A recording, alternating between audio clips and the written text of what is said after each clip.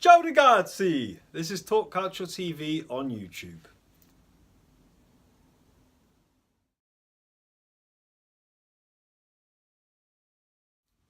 Buonasera tutti. Welcome to this episode of Talk Calcio TV. As you know, there's no Serie A games this weekend. It's all about the international friendlies, and there are two friendlies, of course, for Italy, the Azzurri. They play Argentina at Manchester City's Etihad Arena on Friday. Then they are off to Wembley next week to play England, the Three Lions. Yes, I know we're not going to Russia 2018. I am trying my best here to keep a positive side of things here. In this episode, we're going to give you a bit of a background on Friday's opponents, that is Argentina, their previous meetings with Italy, as well as the build-up to Friday's big game, of course. So what do we know about Argentina as a football nation? Well, they have made the World Cup final 5 times, including the first ever final in 1930, but they would lose that to host Uruguay 4-2. In 1978, Argentina hosted the World Cup. Under coach Cesar Luis Menotti, they would make the final where they would face the total football side of the Dutch. Of course, they featured Johan Neeskens, Ruud Krol, Jack Schwartz, Johnny Rep.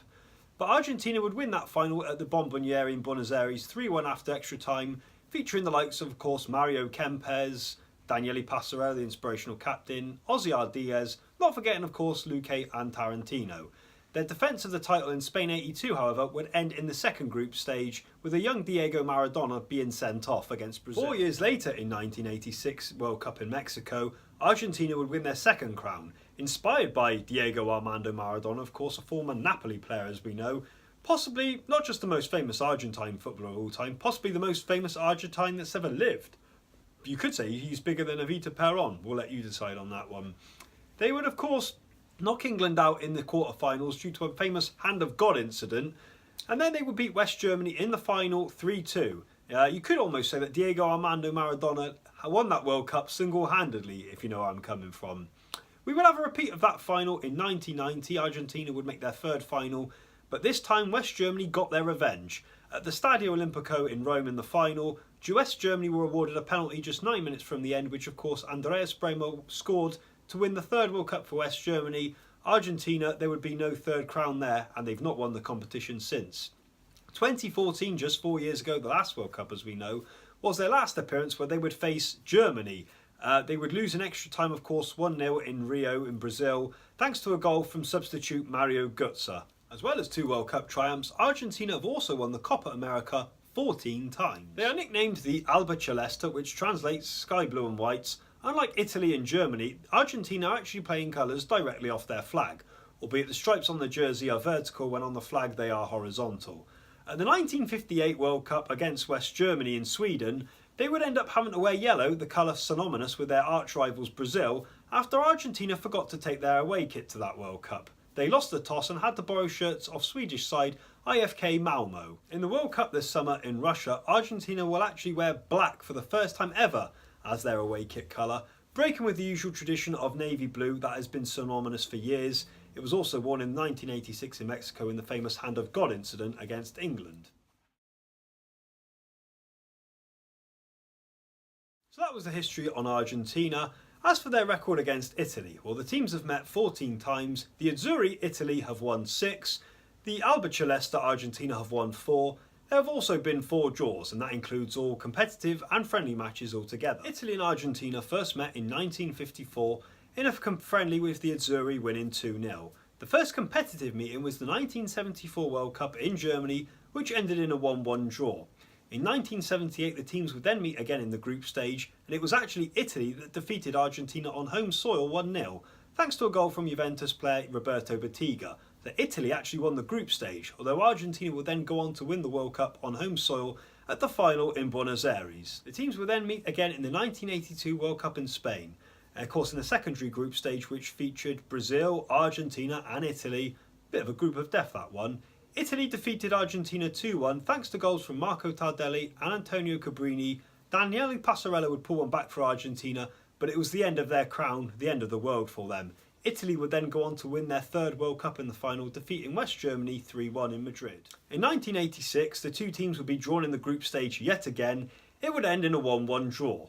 Of course, goals from Altobelli and then Diego Maradona would pull one back for Argentina. Italy would go out in round 2 to France. Argentina would win their second World Cup, defeating West Germany in the final 3-2. The last ever competitive meeting between Italy and Argentina was of course the 1990 World Cup. Italy as hosts would face Argentina in the semi-final at the Stadio San Paolo in Naples, of course where Diego Maradona, Argentina's captain, played his club football for Napoli.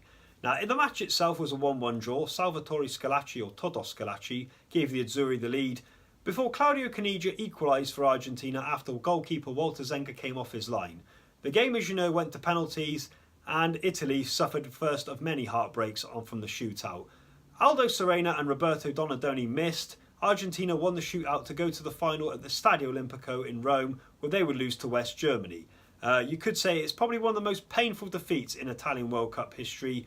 On home soil, Italy were expected to win that World Cup. I was only 3 at the time. My dad, my older brother, they were convinced, but it didn't happen that year for us. And you could say Italy was in mourning then. The two have never met competitively ever since. Italy have gone on since, though, to win a 4th World Cup. Argentina have then gone on to lose a final in 2014 after they lost to West Germany in Italia 9. Since that night in 1990 in Naples, there's only ever been 3 meetings, all friendlies, and Argentina have won all 3. The last meeting was in 2013, a celebration of the inauguration of the new Pope Francis, of course, who is Argentine. Argentina would win that 2-1 thanks to goals from Borrega and Gonzalo Higuain, who had just signed for Napoli at the time. Lorenzo Insigne, another Napoli player, was on the score sheet, but it was a minor consolation for the Azzurri in that one.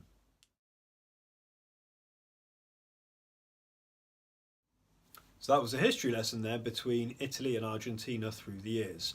If we look at Argentina's squad then ahead of this friendly on Friday in Manchester, there are currently 4 players playing their trade in Serie A. Lucas Biglia from AC Milan, Gonzalo Higuain, striker for Juventus, Federico Fazio, of course once of Spurs, and Diego Perotti, now both at Roma. Leandro Paredes, now at St. Petersburg, he used to play for Roma, as did Sergio Romero, who's currently the understudy to David De Gea at Manchester United, was in goal for Sampdoria. Argentina's most capped player ever was Javier Zanetti with 143 caps. Now, as we know, he captained Inter Milan. He was there for 25 years at the Nerazzurri. At club level, he won everything possible. The Serie A Scudetto, the Coppa Italia, the UEFA Cup, even the Champions League, of course, in Madrid in 2010. He, like many before him, though, failed to win the World Cup. The most notable absentees from the Argentina squad, of course, is there is no Paulo Dybala or Mauro Icardi.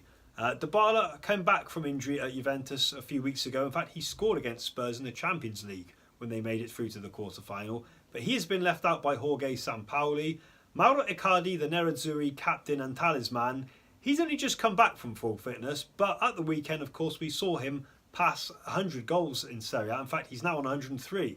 After he scored 4 goals away against Sampdoria in a 5-0 win. He is the 6th youngest man ever to do that in Serie A history. So he's left out for this friendly, but you got a feeling come the final squad for Russia in 2018 this summer, you've got a feeling that both Dybala and Icardi will be included in this squad. Our predictions for the game itself. Now, I don't mean to sound a bit of a pessimist here, but I'm struggling to be optimistic about this friendly. You know, the players haven't got anything to fight for because we're not going to Russia. Di Biagio, the coach, of course, is only temporary. We haven't even got an Italian FA board in place right now. So it's going to be kind of, if we win this game, how can we be happy with a performance? I mean, it is only a friendly, I know, but you can't really see any encouragement about this World Cup because we're not going. It is great, though, to see the likes of Patrick Cutrone feature. Alessandro Florenzi also back in the squad. Buffon, as you know, has been picked, Gianluigi Buffon. But I would like to see Gianluigi Donnarumma feature more instead in these 2 games. My prediction, I'm going to go with an Argentina win. You know, I mean, like I say, Italy, when it comes to friendlies, they never really try. At the moment, Di Biagio is going to be in charge for this one and against England at Wembley next week.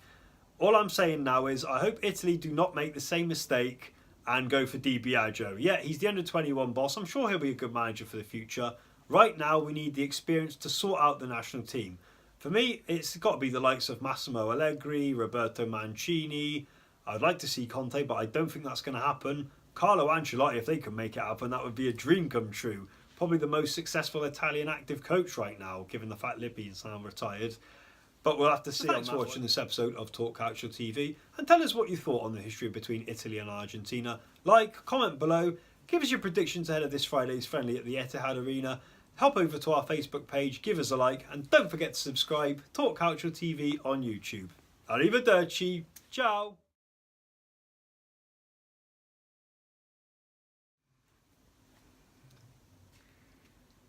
Can I stop waving the flag now? Good. Right, done.